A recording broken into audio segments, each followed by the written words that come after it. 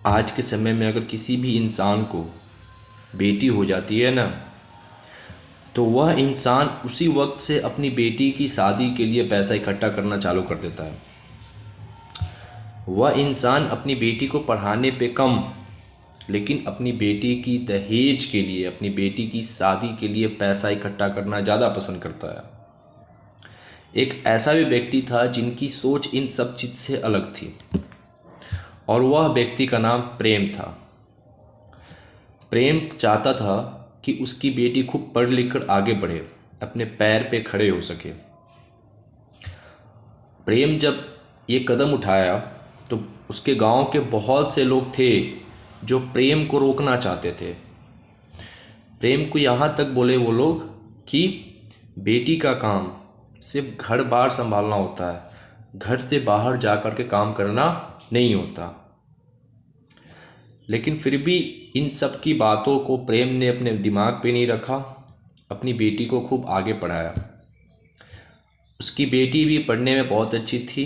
उसने उसकी बेटी अपने पापा का मान का सम्मान रखते हुए, उनकी इज्जत का ख्याल रखते हुए खूब अच्छे से पढ़ी लिखी और बैंक की नौकरी प्राप्त कर ली।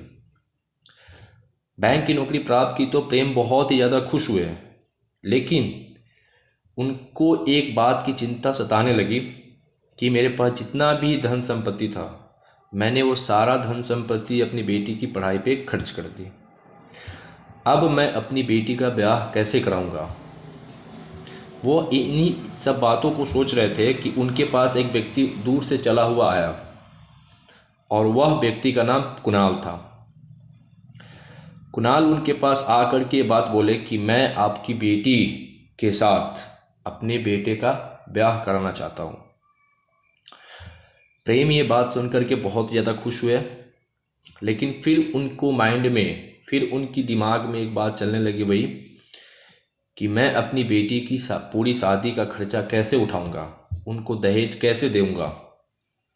लेकिन कुणाल जो थे उनसे फिर दोबारा एक बात बोले कि मैं आपसे दहेज नहीं लूँगा, दहेज मुझे मिल चुकी है, और वो ये है कि आपकी बेटी पढ़ी लिखी है और मेरे घर आ रही है। मुझे बस इतना ही चाहिए था कि मेरे घर वैसी बेटी आए जो पढ़ी लिखी हो। मुझे आपसे दहेज 1 रुपया नहीं चाहिए। ये बात सुन करके प्रेम बहुत ज़्यादा खुश हो गया, और फिर बाद में उन दोनों की खूब अच्छी से शादी हो गई। तो इस कहानी से हमें यह शिक्षा मिलती है कि बेटी को पढ़ाओ, दहेज को हटाओ। बेटी पढ़ेगी तो वो आपके घर जाएगी, कोई नौकरी करेगी तो वो पैसा कमाकर आप ही को देगी, ना कि वो अपने घर को देगी। इसलिए दहेज हटाओ, बेटी पढ़ाओ।